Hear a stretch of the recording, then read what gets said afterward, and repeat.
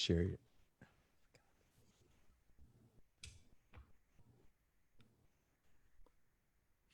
Good evening, ladies and gentlemen, and welcome back to Behind the Bima, episode 15.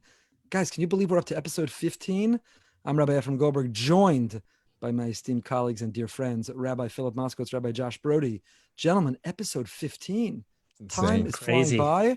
I won't say while we're having fun. We have fun with the show, but I won't say in general it's while we're having fun, but time is flying by. Episode 15.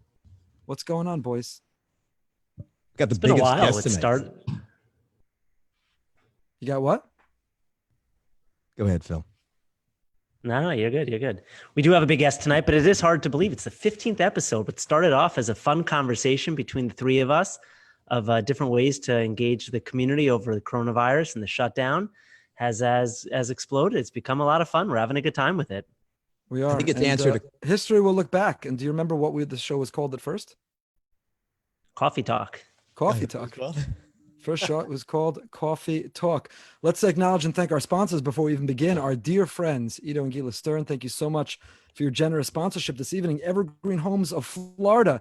Ido is back in the development construction business. He really never left. He's been excelling all along. And if you know Ido, you know he is reliable and dependable. He has a knowledge and understanding, eco-friendly building materials and practices and products. Prides itself on perfection, timeliness, customer satisfaction. And you'll say, it's coronavirus, pandemic. Who's building? Everybody's retreating.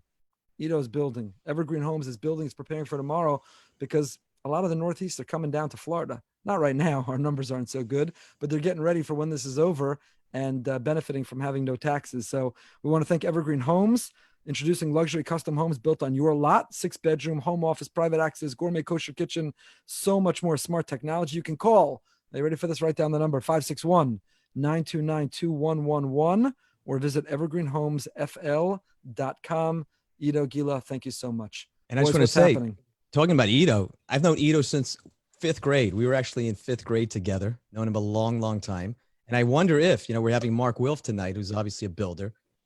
A lot of builders came out of Elizabeth, and I'm wondering if maybe Ido was inspired by all those great builders that he got to see growing up. We'll have to remember to ask that. Elizabeth produces builders. There's no question. Best builders. Rabbi Broide, you are a builder of Jewish neshamas, so it's a different kind of builder. Not exactly the same return. We're all in construction. In the physical role. Yeah, exactly. Exactly. Who's making the l'chaim tonight? Is that wine? You're drinking wine before a fast? Oh, that's right. Yeah, why not? What time's the fast start? It's an appropriate wine. It's a bottle of Gush Etzion. They make great wine. My brother lives in Gush Etzion with his family in Alon Shvut. And the 3 weeks, we're going to mourn the loss of the Beis HaMikdash in Eretz Yisrael. So if we can support Gush Etzion on the eve of the 3 weeks, why not? This is water from our reservoir. Grey Goose with cranberry juice. So, boys, a lot going on. We sent out a video today reacting to what's happening. A lot going on, Rabbi Goldberg. Why don't you tell people about your video that's going viral on Facebook right now, getting tons of views, getting really great feedback. What was the impetus to you feeling the need to send out that video? Well, it is now that I just mentioned that. The impetus to send out the video is that, we've been watching for a long time. And to be honest, since February, March, even as we saw the numbers spike around the country and around Palm Beach County, Montoya Circle, and our greater immediate community kind of felt like it was protected, a little bit in a cocoon. We had isolated positive cases, but really they seemed to be contained. And now, as the numbers are spiking radically all around us, they're also spiking locally. And there are dozens of cases on the circle. And, hosting camps, I'm not second guessing or judging. I know that there was a cost to keeping our kids home, a cost to their development, a cost to their social interactions, a cost to their sanity and our sanity. I'm not saying it was right or wrong, but the bottom line is that it became a conduit to spread. And one camp closed, shuttered, at least for now. Others are monitoring really closely, and you shared are updating some of their standards and guidance. So, the critical thing is that people react responsibly, that if you get it, there's no shame and there's no guilt and there's no stigma. The bottom line is it's not your fault if you got it. We know people who acted responsibly, and yet this is a very contagious virus. And it doesn't necessarily strike you in the way that you really know. I know somebody who had a headache that thought it was a sinus headache. Turned out they have coronavirus. Somebody else who had a runny nose, a postnasal drip, it's coronavirus. I know someone else just called me this evening. They lost their sense of smell, their one symptom. They feel fine, positive coronavirus. 2 people tested positive, 0 symptoms whatsoever. That's how it spreads, and that's how it's contagious. And for younger people, it seems like it's okay. But, the younger people with it go shopping, pass it on to the next person, who passes it on to the home health aide of the senior person. And God forbid, it can be potentially really dangerous. So we have to speak out a little bit. The word on the street is that there's a lot of people that have been tested on the circle. We're just kind of waiting for results to come back. Yeah. So let's not spend our time on it. Sad and depressing. We got out the message we needed to get out. We're trying to get people to step up and be responsible. But tonight is about, trying to escape that a little bit, even though we have to be responsible. You can't set it on the side, but getting together with some friends and having some interesting conversations. What do the 3 weeks mean to you? Tonight begins the 3 weeks. Oh. What do you think of when you think 3 weeks? So, it's funny because the 3 weeks in many regards is probably the most inopportune time of the year, right? It's when it's hottest. It's when the kids aren't in school, less structure, family vacation time. And all of a sudden Judaism comes along and says, when the rest of the world is kind of carefree and letting loose, Judaism requires extra restrictions during this time period. So it's a counterintuitive time period. Obviously, it's very difficult in general to relate to. The Beis Hamikdash, something that you and I have never seen and never felt. But I have to be honest, and maybe I'm curious your guys' thoughts on this. I wonder if it'll be easier for us to feel the destruction of the Beis Hamikdash this year after feeling almost like an abandonment of our Mikdash Ma'at, our Shuls, over the last couple of months. Do you think people will connect easier with the 3 weeks this year than they normally are? That is a great question. In other words, the notion of being exiled, we've been exiled from our national home in the sense of the Beis Hamikdash, and over these 4 months we've been exiled. And even though we're back in a very modified way, we've been exiled from what we're used to is to be our Mikdash Ma'at. It's a great question. Because I remember, do you guys remember the meeting we had before we closed down Shul? Rabbi Goldberg, we were in your office, and it was a Friday, and we were back and forth all day long. And finally, we decided to close the Shul. And I remember walking out of the Shul with you, not knowing when the next time we would be in there. And it felt like leaving Yerushalayim after the Churban. I mean, you really felt like you were abandoning God's home. And I wonder if people will be able to connect easier with that notion this year, having been through it ourselves on obviously a more micro level. Yeah, it's a good question. I'd like to think they would, but, and I say this also with no judgment, I think everyone's lives are so topsy-turvy and upside down and disconnected and out of whack that it's hard to really connect or give meaning or purpose. I guess that's part of our responsibility and part of our burden. I don't mean in a bad way, it's privilege to try to orient it or give it a context or try to inspire people to look at it and live it a certain way. Right. I can tell you, Rabbi Brody. Yeah, I was just gonna say this is the first time I've ever been in Boca for the 3 weeks. I think normally we're in Israel on some program or up in camp somewhere, so this is gonna be a very different experience. But I think when it comes to the 3 weeks, I mean, the one thing that I always think about, especially Tisha B'Av, as you get closer and closer, is that sinas chinam, baseless hatred. What are we doing to turn it around? Like everyone's not really actively working on this. Why don't you tell us about Jewish Unity Day, Rabbi Brody? Wasn't there Jewish Unity Day? Big one. A little different this year. We're in a theater. We weren't at FAU this year. But we did something online, and I think it was very creative. Anyone who wants to go see it, just type in Jewish Unity on Facebook or YouTube. You can go check it out. Right. We're doing our part here in Boca. What was the highlight? The highlight for me of that piece was probably the interview with the Shairs. You have 3 families that we've all become very, very close with over the years. All of us, who are here, we've met them on numerous occasions. Our children have gotten to know them as well. And just getting a chance to hear what they're up to right now, what they've done in spite of such a tragedy. Sure. They are incredible people. Their resiliency, their perseverance, they use their tragedy to channel it into promoting unity and to capture what all of us felt at that time. And it's so sad that it takes a crisis and it takes a challenging time. It takes loss to bring us together, and we should have the ability to transcend our differences. We're going to talk about Deshaun Jackson's comments, his repost of a Hitler quote. We'll talk about it with our special guest tonight, the owner of the Vikings, Wilf. But one of the things I can promise you this: Deshaun Jackson, whether he believes in anti-Semite explicitly or not an exact Hitler quote, but a reference or attributed, however we define it. Let me tell you this, it wasn't "I love the Jews." That was not the quote. So, is he a real anti-Semite? Was he just ignorant and posting ignorant message without really being informed or educated? I don't know, but I can promise you this. He didn't care about whether you wear a shtreimel or a kippas ruga or a leather yarmulke, a knit yarmulke, a suede yarmulke, or no yarmulke whatsoever. Our enemies and adversaries and the spike in anti-Semitic crimes, they don't really care about how you define yourself. So if our enemies lump us and see us as one, we might as well see ourselves as one with one destiny too. And that's what has been said. It's quoted in the name of Kook, that the only antidote to sinas chinam is avas chinam. There's baseless hatred. You got to just practice baseless love. Just love all Jews. Just love all people. You actually mentioned, that quote that came up before. And actually, I haven't been following the news lately. So someone actually called me right before the show and they said, "So what are you going to say to this guy? You got to know how to understand these quotes from these football players." So I start taking out my notes. I take out my pen. I say, "What's the name of the player that said it?" So I can, what did he say?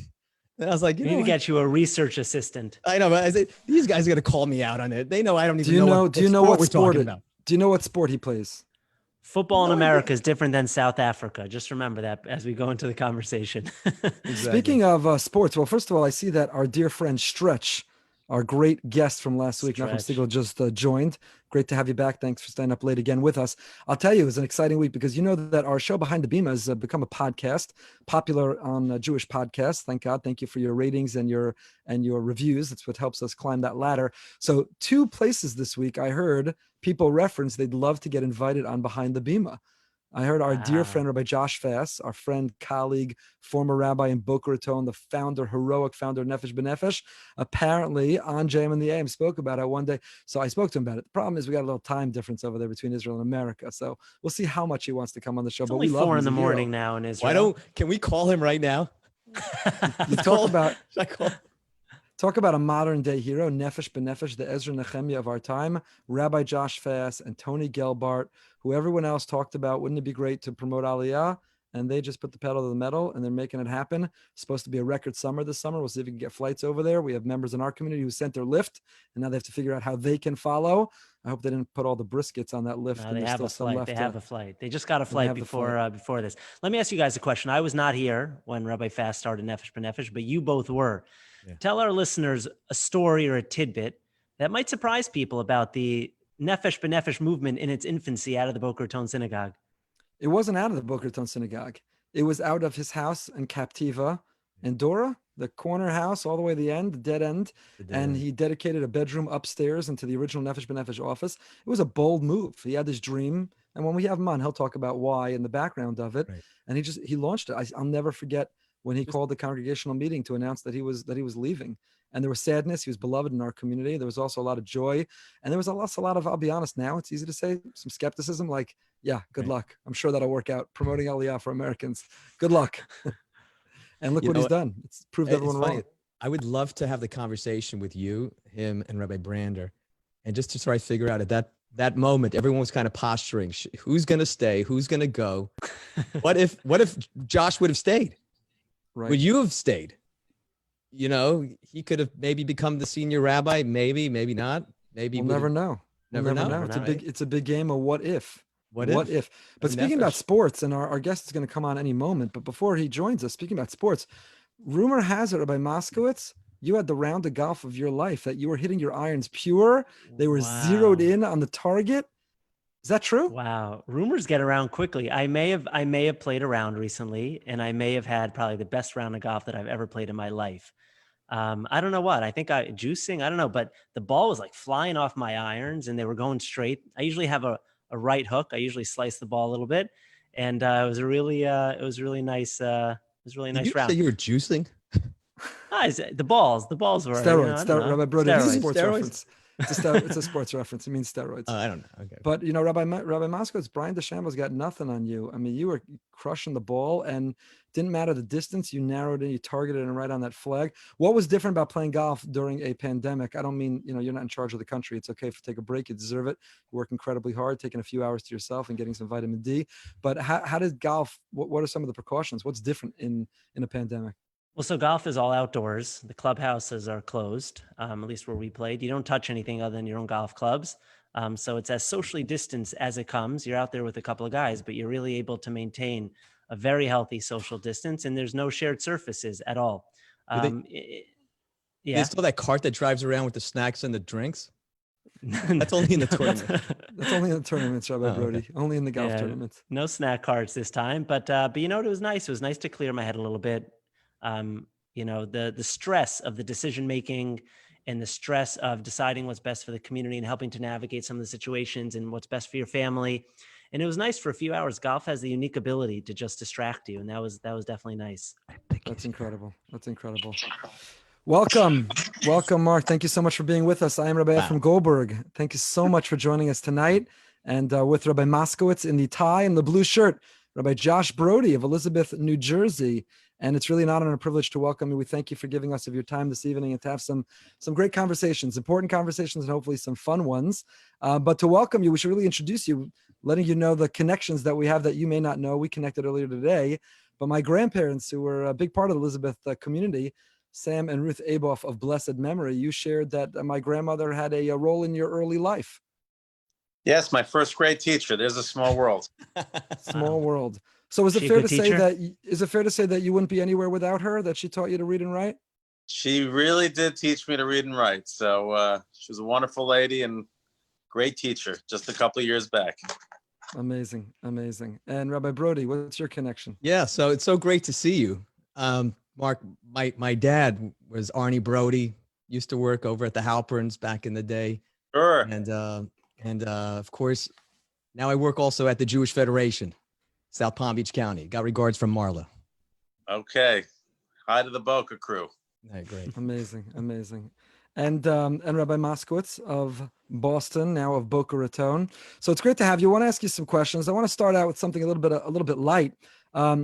Kirk Cousins put together a beautiful video for NCSY, and you're a non-Jewish quarterback, the quarterback of the Vikings. And of course, we should introduce you properly as owner-president of the Minnesota Vikings, a premier NFL football team, board chair of the Jewish Federations of America. I don't know what you prefer in terms of the order of introduction, but of North America. So did you know Kirk Cousins had such an affinity for the Jewish people, promoting everyone to learn Torah, take pride in their Judaism, that all who bless the Jews will be blessed and all who curse will be cursed? Did you see that coming?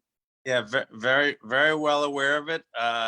Was not a factor in our bringing him on as our quarterback. We're impressed with his quarterback skills, and that's why we're paying him the big bucks. And he's been great for our team and our community there in Minnesota, and everything's been great. But the first day we had him in the building, I spent a lot of time with him and his parents, and he's very, very devoted to the state of Israel. He spent, I think, part of his senior year, if not mistaken, in Israel. And his father's I believe, a preacher in Florida, Orlando area, I think. Very religious family, devout, and a big believer on how great a land Israel is. So very well aware of it. He speaks so highly of the country. He had a great experience there.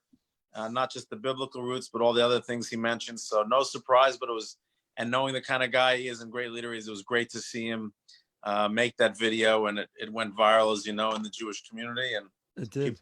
Viking fans, and I thought that having a shofar on the helmet was enough, but now we have Kirk Cousins, a big fan of Israel. So you earned a lot more Jewish fans with that video, and that was really great. You want to know our nose tackle, Pierce, we just signed from the Ravens. He has cleats that talk about his love of Israel as well. So we're really getting a whole team together that has a lot of passion for Israel. So is it fair to say the Vikings is the most Zionistic pro-Israel team in the NFL? Well, I would hope so. So amazing. That'll work on your side. Proud of our guys, and they're great in the community. And given what's been going on in Minneapolis, in fact, I just got off a call. We have a social justice committee with our players, and we're trying to work on doing some things in the community there to really start beginning to make a difference. So that's beautiful. We'll come back to that. I'd love to hear more about that. But the truth is, the Kirk Cousins video and his affinity for the Jewish people and for Israel and passion even for Torah, and he knew all the references, he got it all right, and that's why it went viral. It felt so real. Was really a refreshing office at home. Really? Yes. Yeah, I think he referenced that. So it was a refreshing contrast to unfortunately some of the other messages that we're hearing. Obviously in the news very much right now, Deshaun Jackson's comments or the post that he put up, he was called to the carpet and he apologized. If you accept it as a full apology, I think there's a lot more work to do beyond that. But I'm curious to hear your feedback that, it didn't get the same backlash that, let's say, Drew Brees got for saying, "I'll never agree with anybody disrespecting the flag of the United States."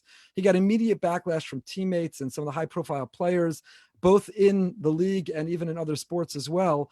And why do you think there hasn't been the same backlash to Deshaun Jackson from teammates and from other players? We haven't seen the same message of calling out hate or the cancel culture towards anti-Semitism that we're seeing towards other things. Well, I can tell you it was an unfortunate comment, abhorrent. But again, I think all of it stems with education. We need to educate not just our players, but our whole society on all the issues about justice, whether it's about Jewish or Black issues or what have you. So there was a condemnation, I believe. I'm not up to every minute of what's been going on. So, I guess people can opine on who gave what reaction, how vociferously or not. I just believe, I think he clearly understands now where he stepped. Again, it's a moment of education for him and for all of us. So obviously abhorrent remarks, not understanding of things, and we need to do a better job all over in educating. That's been, in my family and forever, education is a very big priority for the Jewish people. And every generation you have to teach over. And things we take for granted, like Holocaust, or the horrible things that happened, even and then now in the Black community, the history, every generation has to be taught anew. So I'm not going to get into who said what, how loudly. It was a horrible comment, and it should be condemned. And we're moving forward, and we got to educate. Absolutely. And the truth is, again, we know, your parents, who obviously survivors of the Holocaust and experienced and lived and lost the worst atrocity, know what hate can produce and what it does. It just seems that we have to have the same threshold and the same expectations of fighting hate for all the kinds of hate. And if we're going to call out and we're going to cancel and so on, then we have to hold everyone to the same standard across the board. But moving over to what you referenced before and the call that you got off of and the work that you've done, you and the Vikings have been praised at donating $5 million to social justice causes. And I'm kind of curious, in obviously Minneapolis and Minnesota, and such a hot spot of this conversation, and the NFL at the center of it the last couple of years, the whole kneeling and the anthem and the flag and all of that. Have some of the players been in touch with you in terms of what they think, not you as a team, I don't want to put you on the spot, but what they think the NFL, what they think the country needs to be doing on these issues? Well, our players have been very active. Eric Kendricks, Anthony Barr, for instance, had a call with the commissioner talking about some of these issues. We're about getting things done. Initially, we're listening to our players. We want their feedback and imprint to be on this. They're in the community. We're focusing on things like voting, police reforms, education, again, is a big thing. And the bottom line is, for instance, I'll give you an example. The Congress just passed a Never Again Act, which funds the Holocaust Museum to educate, provide materials for public schools and all over the country to educate on Holocaust.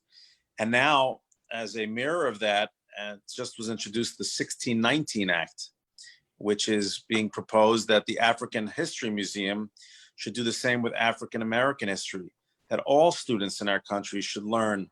And I think those kind of educational exposures will hopefully over time bridge the gap, bridge the compassion, so that we can understand each other better. So, we're fortunate in the NFL to have that kind of platform that we can be heard and make a difference on it. So we're working with our players, and we don't want to just spend the millions on it. We have to be very thoughtful on where we spend it, how we apply it, so that it can make the maximal difference. So a lot of work to be done. Absolutely. You mentioned education, and I just happen to have joined the Jewish Changemaker program. So my daughter's actually doing it from Israel. You guys that might not know what it is, it's literally hundreds of young adults all over the United States and beyond that are part of a 3-week program of intense, probably about 4 hours a day plus assignments, opportunities to take on leadership positions within the Jewish community. It's a fantastic program. But I wanted to ask you a question, and I know my co-hosts here are gonna call me out probably, but it's a football question, and they're gonna say, "Listen, JEC, there was no football. You don't know anything about football," which is true. We played football in recess. Does that count? In recess, in the back, little parking lot. It was big On the then. pavement. Yeah, On the yeah, a pavement. little Nerf football. So the question is, there was this episode, they call it the Minnesota Miracle, right? The Vikings versus the Saints, 24-23. It was the last few moments of the game. So everyone wants to know, what, as the owner, what were you thinking right before the play? What were you thinking during the play? And how does faith and Muna come into the whole situation that, what happened? I grew up as a Giants fan, and the years I grew up, from 63 to 1981, they didn't make the playoffs. So I was the young kid that would just stay no matter how bad the situation got, no matter what. But, some of us had the coats on just in case things didn't work out, but you never give up. That's the great thing about football. And I wish there was, it was crazy. It was a euphoric moment. That's what's great about football. It can change on a dime. It was really special. And you need a little mazel too. We always say, win the division, get in the playoffs, get in the dance, and then hopefully the ball bounces your way, because there's no guarantees in the game. So you got to keep knocking on the door, and God willing, we'll get there. So I do want to get back to your Jewish Changemakers. Maybe not as exciting as the miracle. Very proud of that. JewishChangemakers.org. 20 to 25-year-old age bracket with the COVID and what's been going on. It's a way, between lack of being able to go out and some not having the job opportunities or educational opportunities available the way they thought. So this is an opportunity to connect. And, people say, well, what's going to be with the next generation, et cetera, et cetera. I'm a big believer that there's a tremendous yearning in every generation to connect to something bigger than themselves. So it's I give the JFNA staff credit. We worked with the Hillels, the camps, all the organizations to create this. So this was a program. The first cohort is this 3-week period, 15 hours a week online, to learn about yourself, to learn about the community, to learn about activism. And just in a 3-day period, we had almost 2,500 applications in 3 days. So we had a cohort now, another one coming in August, and now December, January, a lot of kids that age group, or young people in that age group, are also going to have extended time off. So there'll be plenty of opportunity to create fellows in the Jewish Changemakers, but go to jewishchangemakers.org, learn all about it. And very proud. In fact, my son, I won't embarrass him. He's not on the call, I don't think, but he's one of the Changemakers too. That's awesome. Fantastic. That's great. We'll keep bringing you some updates. I want to pick up, first of all, unlike Rabbi Broide, who had to Google to ask his question. I remember where I was when I watched that moment. Ben Isaac sent it to me. No, but I want to pick up on what you just said, which is how Jewish Changemakers is creating an opportunity for young people to get involved in a way that COVID has actually provided an opportunity. But there was an article that was published 2 days ago in Tablet Magazine. And the title of the article is "The Coronavirus is Killing Off American Jewish Institutions." That basically, with the emptying coffers, with the financial difficulties, JCCs, camps, federations are really all suffering. And again, as the headline suggests, that COVID is killing off American Jewish institutions. I'm curious, from your perspective as a leader in American Jewry, do you agree with that? What's the best way to handle it? And do you view perhaps the challenge as also an opportunity, and where would that opportunity lie? Well, there's no question, and I don't think this is unique to American Jewish institutions. I think COVID is going to put massive stress on all nonprofits. It is already being shown. And that's why we're really particularly proud in the National Federation movement. We were instrumental, the first time in United States history where we had funding for the nonprofit sector. The PP, the Payroll Protection Program, the PPP, the SBA loans and grants, was the first time also applied to nonprofits. And we're very proud. It was also in that article, maybe another one that's in one of the daily email blasts you all get, talks about it. We've put out almost, the government has put together, and we did webinars, 17 webinars, thousands of institutions were attending. educated about advocacy and of applications and learning about finances. Every shul, every camp had to learn about it because they needed it. And $500 million, nearly $500 million to thousands of institutions, Jewish, have gone out. And I think it's going to make a difference. Yes, there's stress. Some will have to, unfortunately, will not make it out of the COVID. So those are the kind of things. I mean, another example, our connection with the Jewish Agency for Israel, they have a $10 million loan fund that we participated in. And all of you are Federation donors. Hopefully all of your listeners are, that participates in that. And that $10 million went to places like Rome or Sao Paulo or South Africa, communities that are as bad as we're having in America. These Jewish communities are really stressed in an even more serious way. So we participate in that. There's a Jewish JCRIF, 9 foundations put together along with JFNA administering $90 million of loan funds for camps and schools. So there's a whole host of umbrellas. The Federation system, we've raised over $150 million because people know that people's lives, people have lost lives to COVID.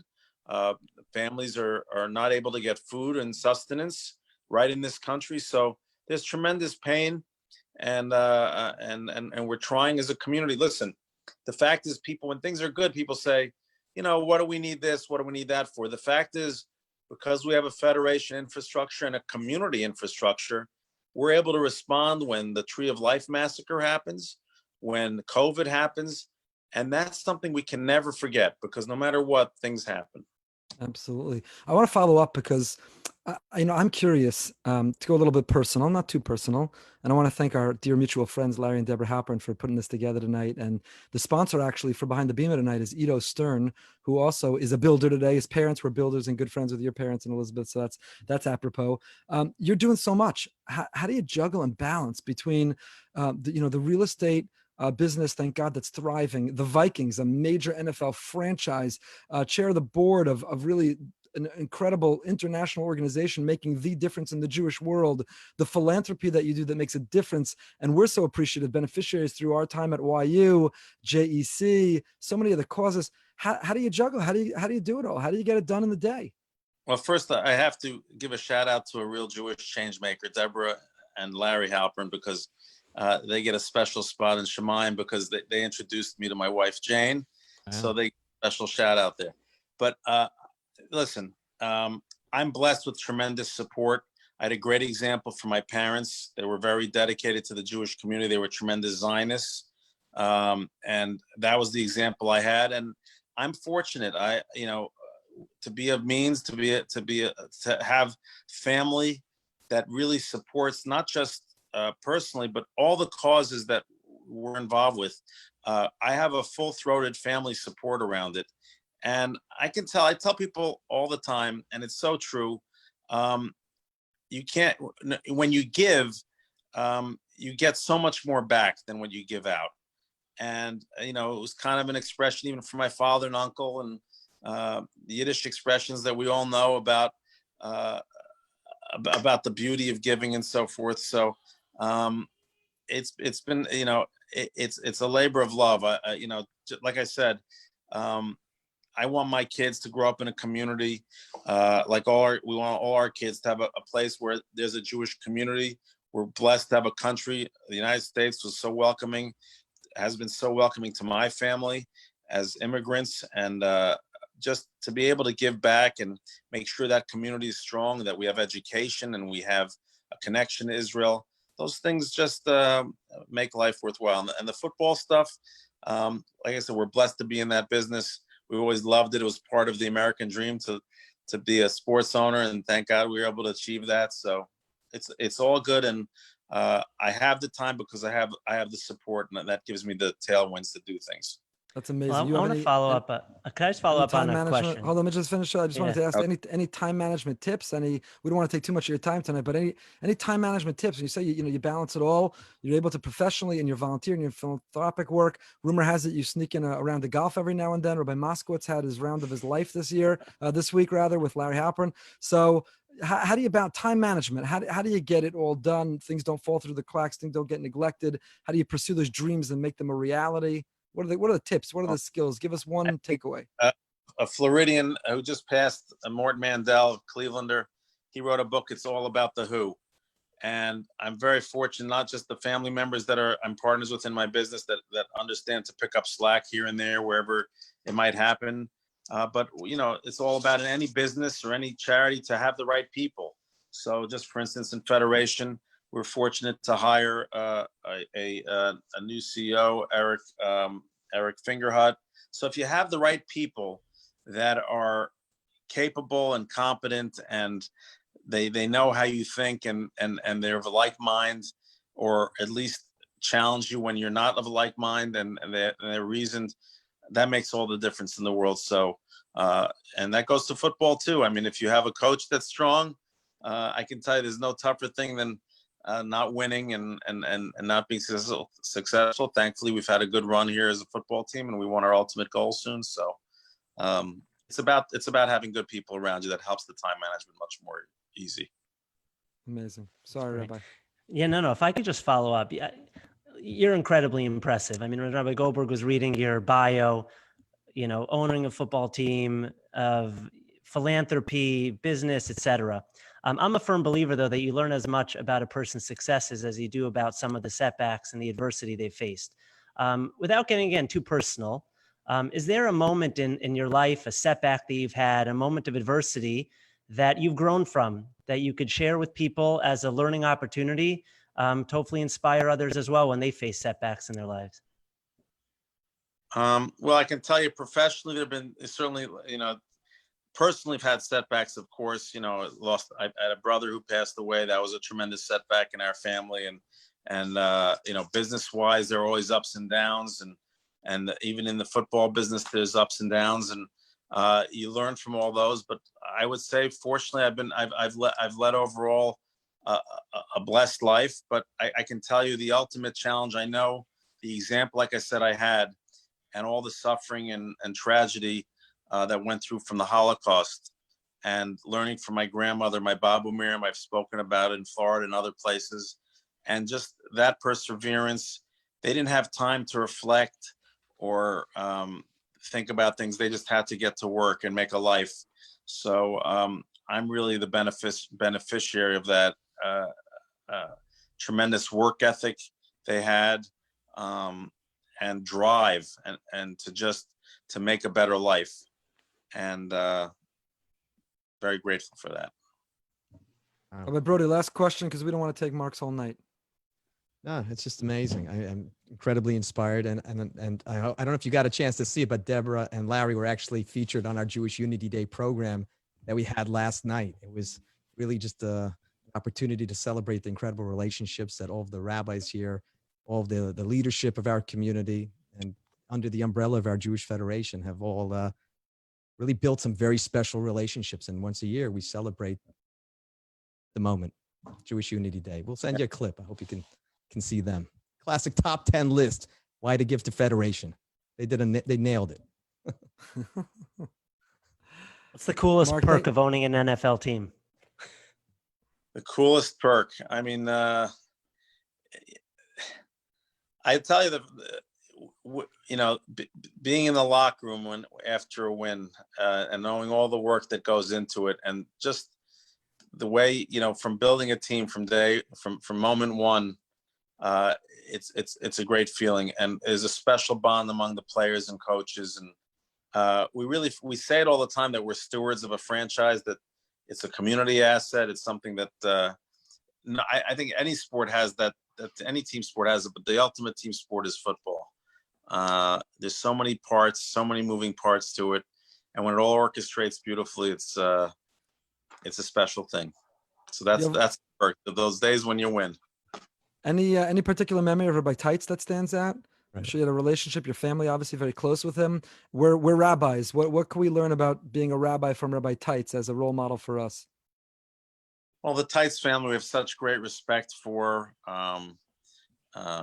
Rabbi Pinchas Teitz, the whole Teitz family, just tremendous memories. I'm still shaking in awe at my bar mitzvah.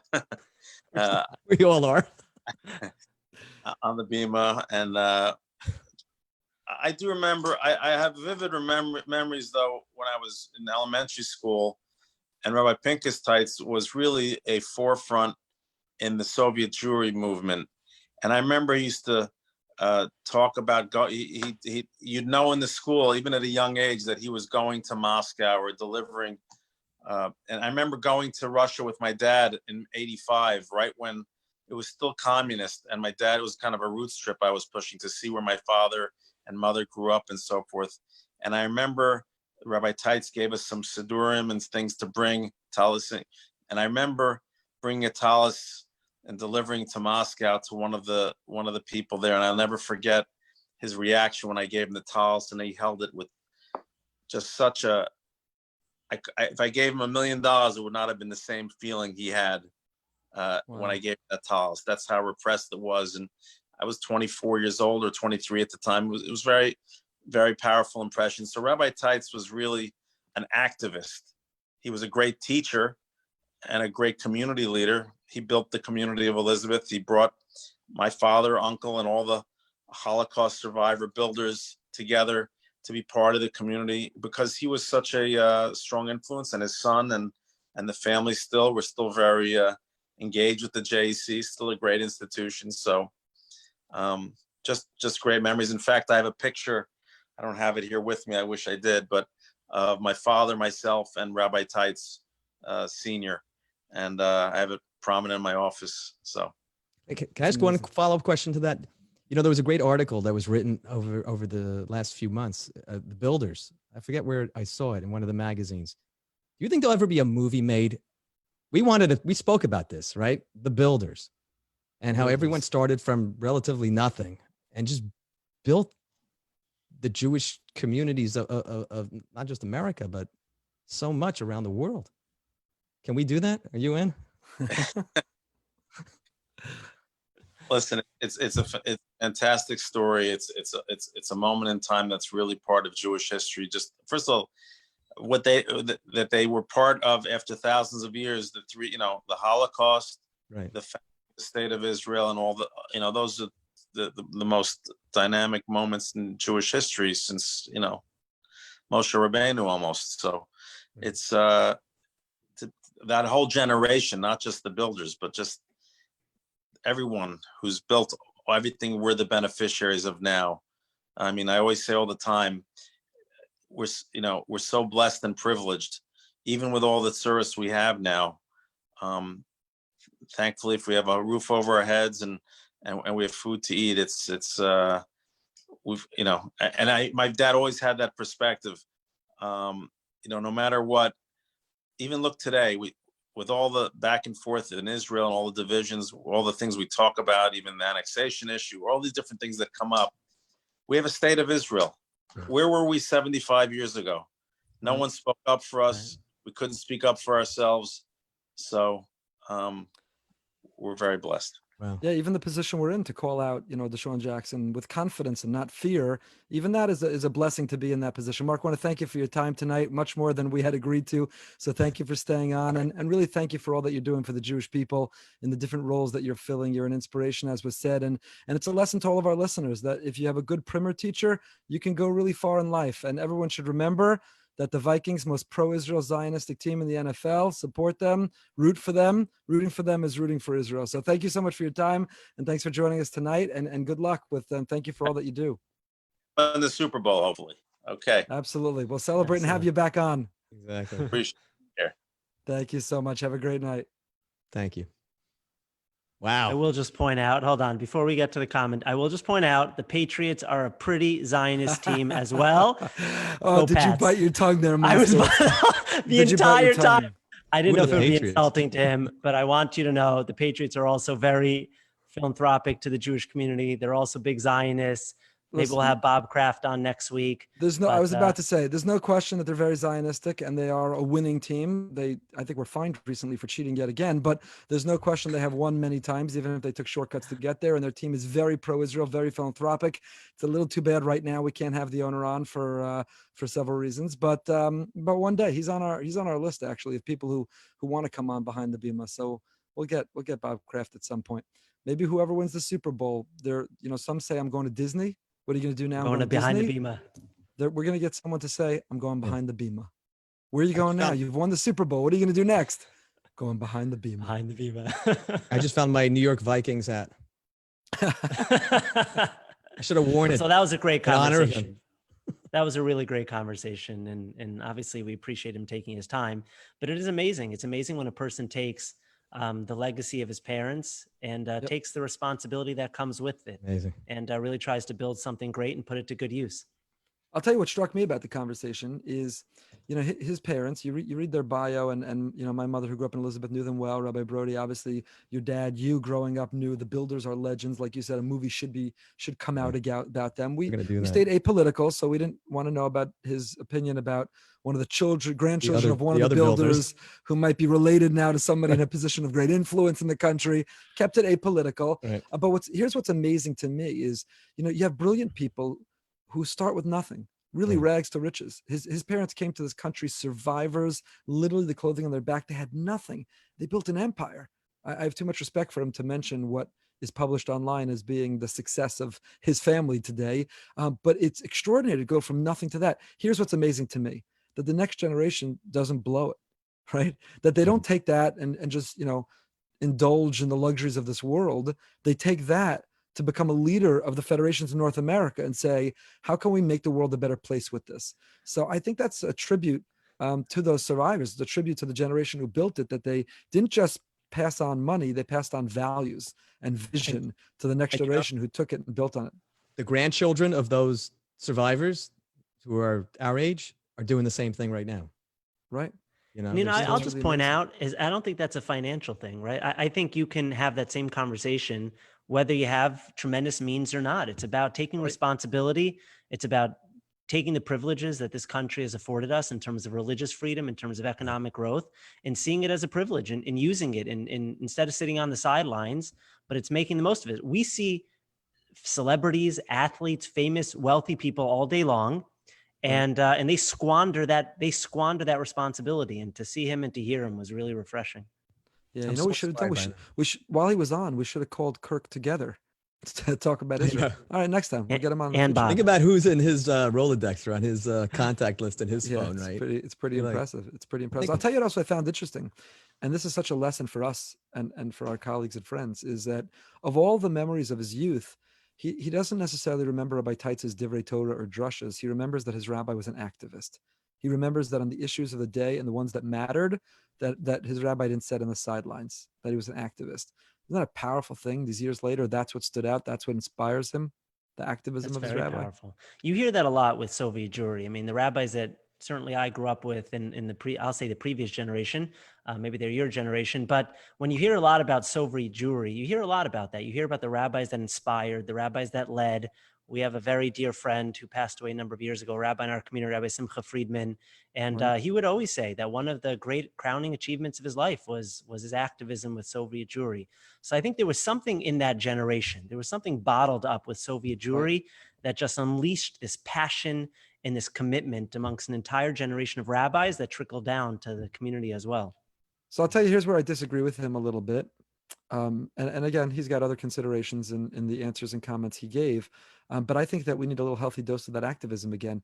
Whether you agree with the Black Lives Matter movement or the manner or mechanism or platforms that people have been using to fight, but you've seen this outburst of activism. Again, some of it guided, some of it misguided, some productive, some counterproductive. We're not getting into that on Behind the Bima.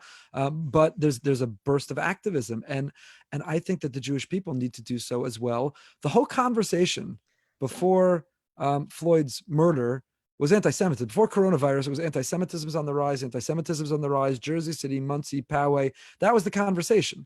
And now that conversation has been overshadowed and silenced by other important conversations. And I'm not saying which is more important. I'm just saying that, there's leadership who are being activist in their sense, and we have to be activists. And I am not satisfied. Deshaun Jackson's apology, I'm not satisfied with players who defended his original remarks, ESPN commentators who had absurd things to say today. And I'm not even satisfied, and I'm not going to call the ADL out again, but I think it's not enough. We can't have a dual standard, right? If the people who would say racist remarks would issue the same kind of apology? Would we give the benefit of the doubt? Would we talk about they just need to get educated? Would we talk about moving forward and moving on? And the same standard that we're going to hold others to is what we need to hold the people who espouse, whether it's out of ignorance or intent, anti-Semitic comments. And we need some healthy activism within the Jewish community and the organizations that are dedicated towards fighting anti-Semitism. So I sense that frustration in your question, that you're frustrated at the American Jewish community for not being more outspoken and passionate about it. We have hundreds of people listening right now. Give some advice. A guy, person, man, woman's listening to this right now. What could they be doing to respond, to light the fire under the Jewish community a little bit and say, you know what, we have to take these issues seriously. Don't just laugh off an anti-Semitic comment and say, oh, it's ignorance, ignorance is bliss. But Right. What can the average American Jew be doing to speak out in a more vociferous fashion against Deshaun Jackson's comments? I will say that there are parts of not the Orthodox community, but other Jewish communities, Reform, Conservative, they are doing things. What kinds of things? I'm on all these WhatsApp groups, and there's constant talk about I'm not involved in these projects, but I can see that they're talking about, letter writing campaigns and protests. Let me just ask you. Let me ask you a question. Yeah. Right, one of the accusations against the Jewish people is that the Jewish people own and control Hollywood. We don't believe that. That's an anti-Semitic stereotype we believe. But the evidence to me that it's not true is that Mel Gibson has another life. Yet, how could it be that he has a career? How could Mel Gibson survive? How could his career survive? Ice Cube, Deshaun Jackson, Mel Gibson, the list goes on. So why do you think on. American Jews aren't speaking out more passionately? Well, first of all, before I answer that, I'll tell you one more. Today, Shannon Sharp on ESPN this afternoon said the following: when whites say something bad in the NFL, they get Tony Dungy to clean it up. Where's the person in the Jewish community that will come to our defense? I'm not excusing Deshaun, but whites never have to disavow. Jerry Jones and Mr. Kraft stand lock, stock, and barrel with Trump. So, and he's going to continue his career on ESPN as a commentator. That was a tweet that he wrote, and he said even worse things on the show itself. Why is it the cancel culture, which we're not going to get into, good or bad, again, nuanced or non-nuanced, but the tearing down statues, we talked about last week, and you wrote a beautiful article about it, the notion that we have a zero tolerance level for people who espouse hatred, racism, bias, homophobia, xenophobia, every other phobia. Anti-Semitism, if you barely eke out an apology, we say, thank you so much for saying that, and let's move on, let's heal wounds, let's educate, arm in arm, let's go forward. Al Sharpton is a platform from the ADL. Al Sharpton is an unrepentant, blatant anti-Semite who literally inspired riots. He's a race baiter, and he's unrepentant. And you know what? He has to do a whole lot more than what he's done to earn a seat at the table to talk about fighting hatred. So I think that we've got a problem in the very organizations that should be calling it out. And, this isn't the first time I felt this way. Getting heated with just a few minutes left. I was going to say, you had coffee before this. Yeah. Listen, LeBron James, a year or two ago, retweeted an anti-Semitic lyric of a song. I don't think LeBron James is an anti-Semite. One of our future guests on Behind the Bima, he just doesn't know it yet, Mr. Schottenstein. LeBron James was asked, I think Business Week or Forbes, I once read, who his hero and mentor is. He said, the Schottenstein family. I don't think he has an anti-Semitic bone in his body, LeBron James. But when he posts an anti-Semitic lyric from a song about money, right? It's not enough that he said some half-baked, if I offended anyone, sorry, didn't know what that meant. I mean, could you imagine that you repost or retweet a racist slur? Would it be enough to say, sorry if anyone's offended, didn't really know what it meant? You literally might be looking for a new job. That's what cancel culture would mean. But because of, and I asked the ADL to get involved, but because it was LeBron James, he was untouchable. There's certain segments of society who are untouchable, and I think Deshaun Jackson, he was touchable. The ADL said something about it. I'm grateful to the ADL that they said something about it. But how about the people who've defended Deshaun Jackson? And is there a fine, a suspension, a punishment? Remember the NBA owner who got fired? What was his name? He couldn't last. Out in What was his name? LA. Yeah. What's his name? You have no idea. Wait, Donald so come back to Sterling. my question, Donald. Donald you- Sterling. Back to my question. Who's Rabbi LeBron Goldberg, I James? agree with you. I agree with you, and I love your passion. I'm inspired by it. Why don't American Jews do more? And what could we be doing more, the listeners on the show right now? Well, I don't want to answer the first part. I have some opinions on it, but I want to think it out much more carefully before I say it publicly. So I'll answer the second part, what we can do about it. The first thing is speak about it. Stop hiding in the shadows. Stop being apologetic for others. Stop accepting half-baked apologies. Speak truth to power. And I'm not saying that we can't make partnerships or work with people or go forward.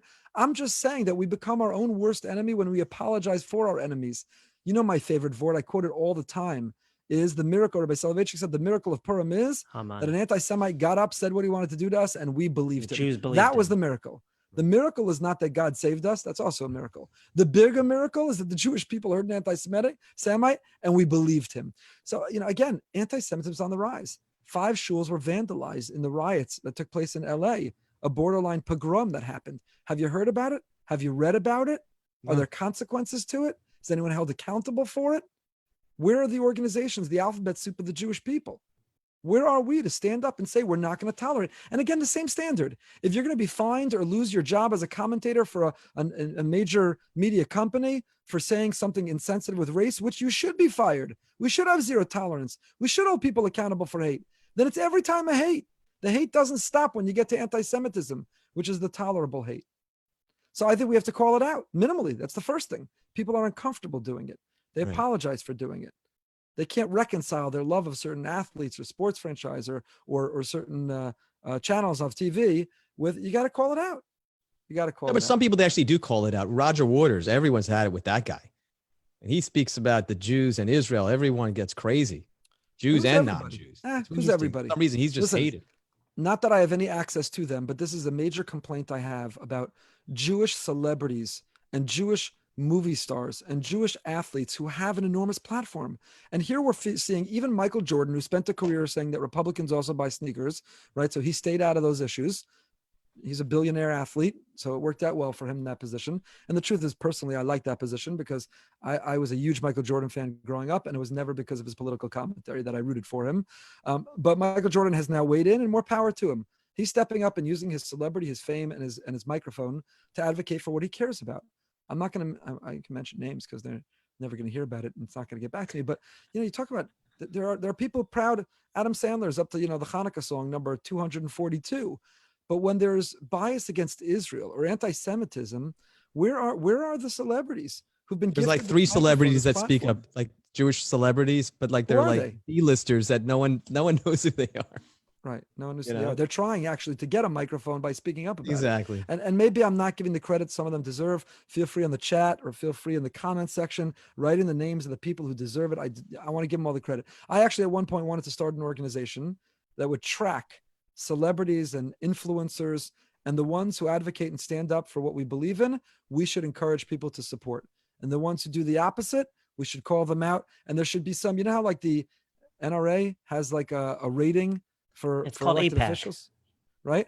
No, but they don't do it in this way. They don't do it in this way. No, they do it in terms of pro-Israel politics. We need a grassroots basic movement that says, you know, the ones who defied the call to boycott and had a concert in Israel anyway, everyone should support them, buy their songs, even if you won't listen to them. Publicly write them letters on social media, promote them, thank them. You know, there are those. Josh Molina was quoted in an article today. Josh Molina wrote a tweet. He's also a future guest of Behind the Bima. He too just doesn't know it yet. We interviewed him in the past. We had an interview with him once before. I went to Israel. Josh Molina wrote a tweet today about cancel culture not applying to anti-Semitism, and I'm proud of him. God bless him. And our fact checker tells me that Josh Gad, an actor I never heard of, and Matthew Berry, a commentator I never heard of, but now I heard of them because they stood up and they spoke out. So I'm grateful to them. Rabbi Broide, you wrote a comment. Who's the person you said? Listen, when it comes to speaking up about Israel, there's no one that does it more than Howard Stern. I'm just telling you right now. Anyone who's listened for years will tell you that he is probably the number one in terms of Jewish celebrities that have the biggest audience, 25 million. Just to clarify, he's not a future guest on Behind the Bima. That would be a fascinating interview. Now, he has a daughter who's a Balas Tshuva who became Orthodox. Is that correct? That is correct. That'd be a fascinating interview. That'd be an interesting conversation. How do you grow up with that name and association? And that's gotta be awkward, difficult, and you become a Orthodox Jew. That's got to be fascinating. Right. Why Stern is like every Jew. She's blended right in. Yeah. Also, Steeler, Zach Banner, truly powerful, moving, beautiful statement about the Jews being subject to persecution and bigotry. So they're trickling out. And you know what? If our fact checker could get me Zach Banner's email address, or Twitter handle, then everybody should retweet and repromote and thank them and say, yeah, you could see. We should just hold ourselves to the same standards as others. I'm not suggesting rallying. Now is not the time. There's a pandemic. Obviously, I would never encourage other forms of garnering attention to our cause. But I am saying that the sense of activism that's out there, this renewed sense of an activism and an intolerance of the intolerable, we could use a healthy dose of that activism and intolerance of the intolerable. It's funny because we've spoken about how apathy is probably one of the greatest existential threats to American Jewry. And we've discussed it in the religious context. But the truth is, after Soviet Jewry, American Jewries kind of craved that cause to rally around. That Soviet Jewry, it was universal. You were able to rally with different people of different denominations. It was kind of a binding force. Right. And I think American Jewry, certainly as Israel, unfortunately, tragically, mind-bogglingly, has become more of a wedge issue. Yeah. I think American Jewries looked for that issue that they can rally around, that they can coalesce around and say, we're going to get passionate about this. We're going to raise our voice about this as a united Jewish community. And I think that's lacking. I think that passion is lacking. And I think we've been overwhelmed with a sense of apathy. I think that's the part of the problem is that we're not a united Jewish community. You want to be a united Jewish community to get excited about a program and do something together, but community is not even united to come together to have a conversation. First of all, I want to tell you, I think we're at the end of our show, but I think tonight we actually just started a new organization because two separate people texted zachbannermedia@gmail.com, ZACHBANNER media, MEDIA @gmail.com. Everybody take one moment, send an email tonight, say thank you for standing up. Thank you for speaking the truth. Thank you for having the backs of the Jewish people. And I think tonight, mark your calendars, episode 15. Wednesday, July 8th. We need a name, but tonight we launched our new program to hold people accountable and to support and applaud the people who do the right thing. We need a simple website. If you care about the Jewish people, you care about Israel, I just want a website that says, this person said something good, had our back, here's their email or phone number. This person didn't, criticize them, call them out. One website, it's easy, find it all. Somebody who tracks and follows all that and puts it all in one place with how you can contact or how you can connect them on social media. I think it's a needed organization. It's a minimal thing that we can do and that we can get done to be able to advance our cause. So listen, this is a conversation. We're not up to that ISupportTheJews.com. We're not up to that yet. We'll get it out. We'll come up with something creative. We got some really bright people. And there are people, a bunch of people have sent in the name of another future guest behind the Bima, Ben Shapiro, whether you agree or disagree with his politics, but he proudly wears his yarmulke and he tries to stand up for the Jewish people as well and advocate. And he's been speaking about this particular issue of anti-Semitism and calling it out. Listen, Rabbi Moskowitz, Israel for too many people, unfortunately, is a wedge issue. And it's complicated, right? Israel's approach to other denominations and accepting their conversions and the like, the politics of Israel. It shouldn't be. It's tragic. We're mourning it. We're suffering it right now. But Israel's a wedge issue. But I don't know how anti-Semitism could be a wedge issue. If you want to talk about something that millennials and young people, who many of whom are unaffiliated and uninspired and disconnected. I remember there was an anti-Semitic incident and there was a college student connected to our community with no Jewish education, no Jewish observance, was barely holding on to their Judaism. But because there was an anti-Semitic incident on their campus, they put a mezuzah on their door and they wore a Jewish star around their neck. So we could be taking advantage of anti-Semitism to make a groundswell of Jewish pride, of Jewish identity. And there's nothing about anti-Semitism that should be wedged. We should be able to all rally around it. It should unite us. I don't care what yarmulke you wear, what denomination, I don't care your level of affiliation, observance. It should make no difference what party you vote for, what team you root for. Anti-Semitism should be the ultimate uniter. It should unify us. And yet, sadly, still, listen, in our own community, and maybe I should have quit while we were ahead. Yeah, I was going to say, I would quit right now. There were some I know where you're going. There were anti-Semitic incidents over the last We tried getting a rally. We tried getting a rally in certain segments of the community, and I'm not saying any names, and I love them. These are dear friends. These are brothers and sisters. But they wanted to introduce that rally. It would be a rally against hatred, and we would include anti-Semitism as part of speaking out against, and this was before this recent time, also racism and homophobia and every form of hatred. And anti-Semitism would be among them. And what's interesting is Black Lives Matter is like AIPAC in that they have a singular message, a singular focus. And I respect them for that. I don't expect them to include anti-Semitism in their message. They are focused on a particular agenda and a particular message. It could be it's a corollary of their message, could be included also in their message as a parallel message, but it's not part of their singular message. Why can't we have a singular message? Why do we always have to apologize when we want to speak out against anti-Semitism and always couch it within all of the hatreds that exist and make sure that we're clear that we're against all the hatreds, oh yeah, among them anti-Semitism? Why can't we be as singularly focused as they are and say, this is our agenda? Because if we don't do it, I can promise you this, no other organization, nobody else is doing it. So let's rally around it. Let's rally around it. All right, we're out of time. We're past our time. Wow, you ate your Wheaties tonight. You unleashed a little Ben Shapiro tonight. I like that. Whoa. That got a little exciting. Listen, that got a little, we got to keep the people coming back and listening to the podcast. Some bonus coverage behind the Bima, Apple Podcasts, every podcast player. We got people, I'll tell you, it's obviously resonating because people are texting and emailing and writing in. We need that website. We need that movement. We need some activism. We need Rabbi Tights. We need to bring Rabbi Tights back, and Rabbi Tights, enormous Talmud Chacham. Yeah. Wrote Sfarim, enormous posek, and started on the radio, the Daf HaShavua. I gave a whole class we had on the people of the book on Rabbi Tights. Rabbi Tights was a transformational leader. But what Mark Wilf remembers about him is he was an activist, that he didn't sit down, that he didn't stand back, that he stood up. And that should be a message and a lesson for all of us. So on behalf of Rabbi Josh Broide, Rabbi Philip Moskowitz, thank you for joining us on Behind the Bima. Special thank you to Ido and Gila Stern for their sponsorship. Huge thank you to Mark Wilf for joining, and to Larry and Deborah for arranging it. Thank you for being with us. Until next time, next Wednesday night, 9 o'clock, wishing you stay happy, stay healthy, and stay holy.